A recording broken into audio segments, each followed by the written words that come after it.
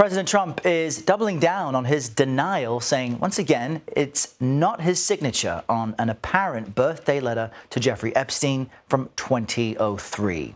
Yesterday, Trump spoke to reporters about this letter, which was released by a House committee earlier this week.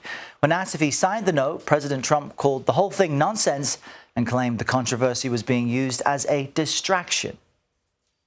And frankly, you're wasting your time. All you do is trying to get off the great success of D.C. and about 200 other things we've done that are so successful. CBS News correspondent Natalie Brand joins us now from our Washington bureau with more on this. Good morning, Natalie. You know, the White House continues to push back on the legitimacy of this alleged birthday note. Tell us more about that. Yeah, the White House, the president continued to insist that the president did not write or sign this letter. The White House press secretary saying that is going to be argued in court, a reference to the lawsuit that the president has against the Wall Street Journal.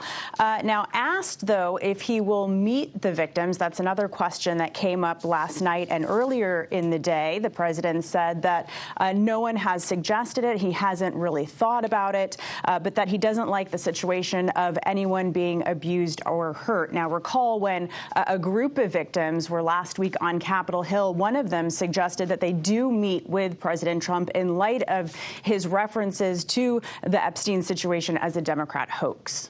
And Natalie, I want to jump over to the other big topic, the administration's efforts to combat crime. The president said he could announce another city to focus on as soon as today. We've been hearing this past week that there was an effort in Chicago. Give us the latest on both of those points.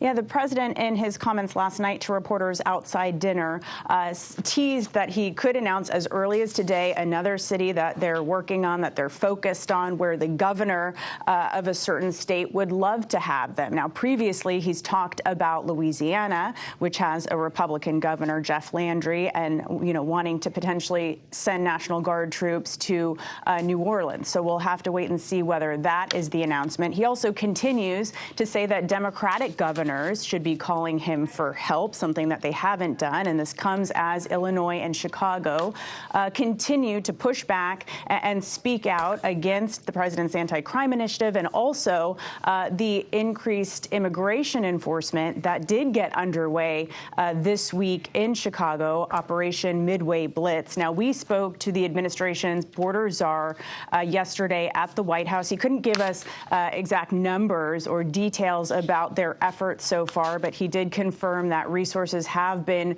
surged to Chicago, including increased boots on the ground. I also asked him about community concerns that we are hearing about broad sweeps and raids, even as DHS says that they are continuing to prioritize national security threats and people they call the worst of the worst. Take a listen. To community members and leaders who are worried about profiling, what do you say? Are due process rights being violated? All these stations aren't racially profiling. The law says you've got to establish reasonable suspicion to detain and question somebody, and I think the men and women, ICE and Border Patrol, are doing exactly that. All right, that's our Natalie Brand reporting. Natalie, thank you very much.